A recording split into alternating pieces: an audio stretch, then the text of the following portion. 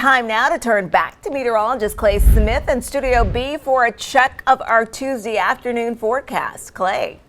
Yeah, Latrice, we are starting to warm up here across the Tennessee Valley. Temperatures now in the 80s area-wide, except for Blue Ridge, still staying put in the 70s. 86 again here in Chattanooga, 86 in Athens, and we're well on our way to another 90-degree day. Winds have shifted from the north to the southeast at 15 miles per hour, bringing in that warm, moist air from the Gulf of Mexico. And later today, after these clouds lift, we're going to start to see some sunshine, and temperatures will climb up into the 80s and mid-90s potentially here in Chattanooga. All of the extreme heat still located along the Gulf Coast and back into the southern plains. But as we continue through the week, our humidity rises, and so does those heat index values here across the Tennessee Valley. So by Thursday, dew points back in the 70s, and again, anything above 70 degrees is very humid and very typical for this time of the year. The heat index potentially pushing close to 100 tomorrow.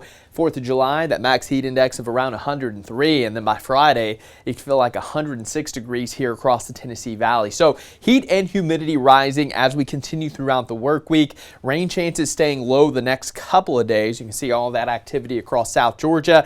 Things are dry here across the Tennessee Valley. And as we take a look at your futurecast, again, some passing clouds this morning, sunshine by the evening hours, and then overnight we'll have maybe a shower or two across North Georgia. Should stay dry.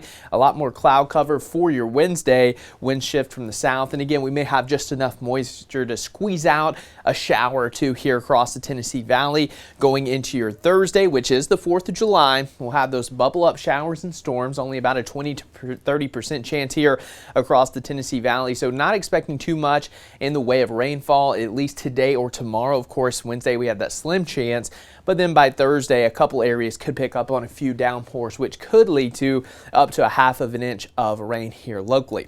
Now, the big story in the weather world is Hurricane Beryl, the first Category 5 storm to form this early in the season, and 160 mile per hour sustained winds near that center of circulation, continuing on that westward track. Here's Haiti.